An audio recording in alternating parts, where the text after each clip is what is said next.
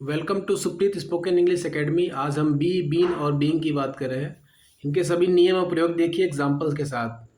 तो सबसे पहले बीइंग देखते हैं। बीइंग मतलब होता है हो रहा है। कोई काम जब हो रहा है तो वहाँ पर बीइंग का यूज करते हैं।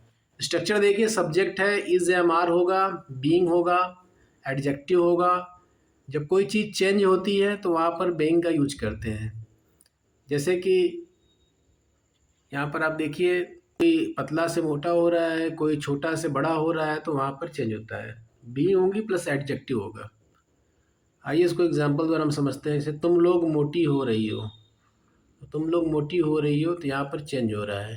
ठीक है, इसकी इंग्लिश हो गई यू आर बीइंग फैट। तो स्ट्रक्चर के हिसाब से बना हुआ है। सब्जेक्ट हो गया, फिर इज एम आर हो गया, यहाँ पर आर है जो कि यू यूज़ किया गया है, और बीइंग फैट हो गया। और यहाँ पे चेंज हो रहा है, मतलब पहले कुछ और थी, पहले आप दुबली थी अब मोटी हो रही हो। दूसरा है वो लोग बेईमान हो रहे हैं, तो दे आर बीइंग डिसऑनेस्ट। तो यहाँ पर भी बे अभी चेंज हो रहा है, कोई चीज़ परिवर्तन हो रहा है तो उस तरह से यूज करते हैं कि आपको बीइंग का यूज करना है। आगे देखते हैं बीइंग में कि वह तेज हो रहा है, मतलब कि वह काफ़ी तेज हो रहा है, तो ही इज़ बीइंग इंटेलिजेंट। तो वह तेज हो रहा है तो ही इज़ बीइंग इंटेलिजेंट।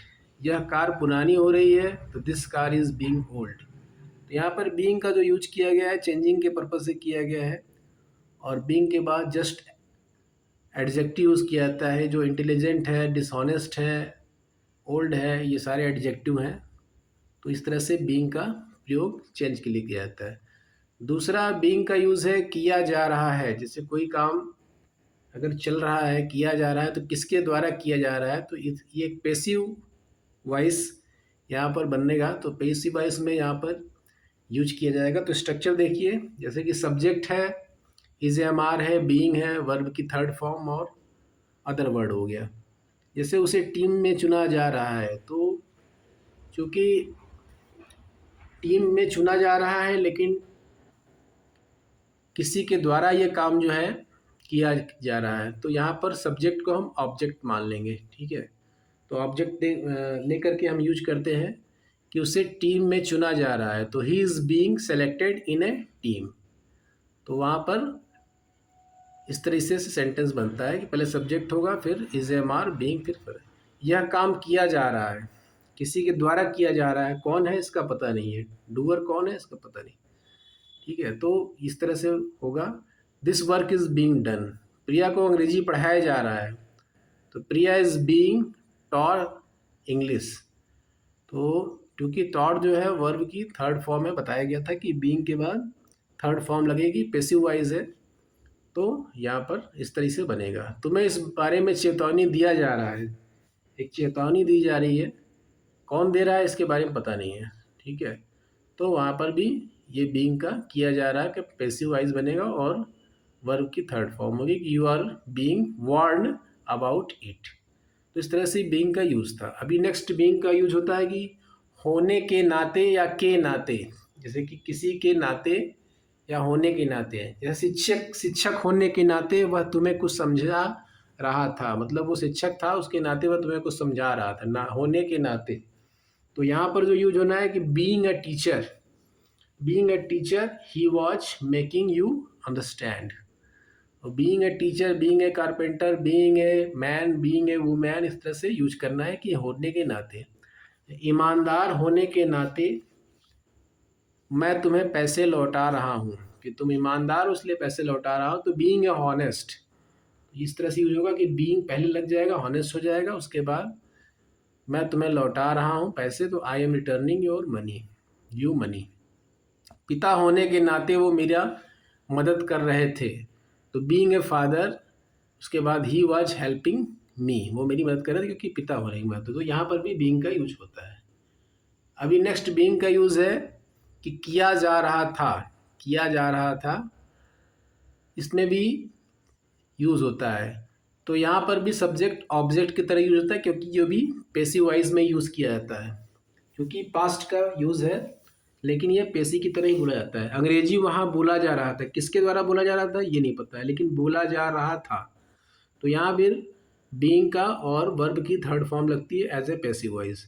तो English was being spoken there, तुम्हें पीटा जा रहा था, यू वर बीइंग बिटेन, ठीक है, तो वर बीइंग बिटेन, आम तोड़ा जा रहा था, तो मैंगोज वर बीइंग प्लग्ड, तो यहाँ पर भी पैसिव वॉइस ही बना हुआ है और बीइंग के जस्ट बाद वर्ब की थर्ड फॉर्म लगी है। तो ये सेंटेंसेस आप देख सकते हैं। क्योंकि मैंगोज जो है, क्रिकेट खेला जा रहा था, तो क्रिकेट वॉज बीइंग प्लेड, किसके द्वारा खेला जा रहा था ये नहीं है, लेकिन खेला जा रहा था, तो cricket was being played, passive voice है पास्ट टेंस की, ठीक है। तो यहाँ पर भी बीइंग का यूज करना है क्योंकि काम किया जा रहा था, तो इसलिए यहाँ पर यूज करना है। और आगे देखिए फिर बीन, किए जाने के बाद या के बाद, जैसे कोई काम हो जाता है तो उसके बाद क्या स्ट्रक्चर होता है वो यूज करना है। तो भी स्ट्रक्चर देखिए कि हैविंग बीन है और प्लस वर्ब की थर्ड फॉर्म है और उसके बाद सेंटेंस आ जाता है डायरेक्ट। तो कोई काम किए जाने के बाद क्या है, जैसे पिटाई खाने के बाद या पीटे जाने पर वह रोने लगा, तो having been beaten, having been beaten he began to cry, जब उसकी पिटाई हुई तब रोया, having been beaten he began to cry. अपमानित किए जाने पर राहुल ने अपनी नौकरी छोड़ दी, having been insulted Rahul left his job. तो इस तरीके से ये सेंटेंसेस बनेंगे कि हैविंग बीन का यूज़ हो रहा है यहाँ पर और वर्ब की थर्ड फॉर्म है इंसल्टेड लगी हुई है और उसके बाद सेंटेंस है कि राहुल लेफ्ट हिज जॉब। तो इस तरीके से ये सेंटेंसेस बनते हैं और वर्ब की थर्ड फॉर्म, उसके बाद फिर आगे का सेंटेंस। जैसे वीडियो देखने के बाद वह सोया, तो वीडियो देखने के बाद वह सोया, तो having watched video, having watched video he slept. तो यहाँ पर इस तरह से यूज किया गया है। बीन में किया जा चुका होगा, अगर हम फ्यूचर की बात करें बीन में तो किया जा चुका होगा का भी यूज़ यहाँ पर होता है। तो इसका सेंटेंस हो जाएगा परीक्षा खत्म हो गया होगा, तो exam will have been ended, तो exam will have been ended मतलब कोई चीज़ किया जा चुका होगा, फ्यूचर की बात हो रही है। जब फ्यूचर में जो है कोई काम किया जाता है तो वहाँ पर भी बीन इस तरीके से बनता है, विल हैव बीन का यूज होता है और वर्ब की थर्ड फॉर्म होती है और उसके बाद अदर वर्ब होते हैं।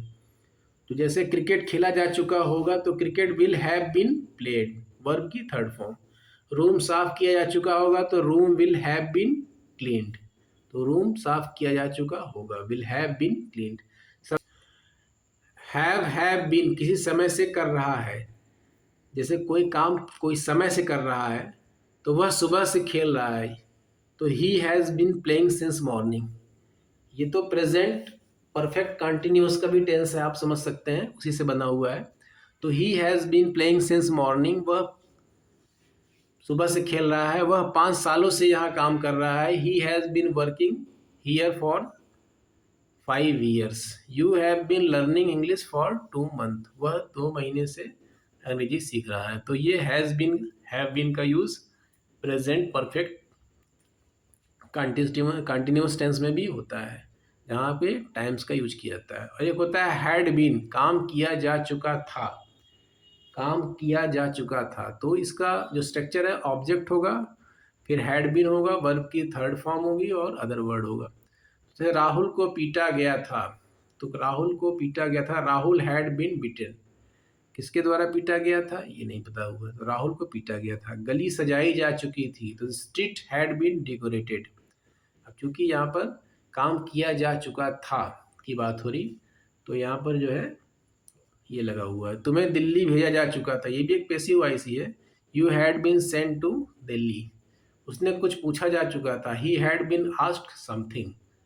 तो किसके द्वारा किया गया था ये नहीं पता है, लेकिन काम किया जा रहा है, तो यहाँ पर हैड बीन के साथ थर्ड फॉर्म लगी है। अब देखिए बी है, बी का मतलब होता है होना या बनना।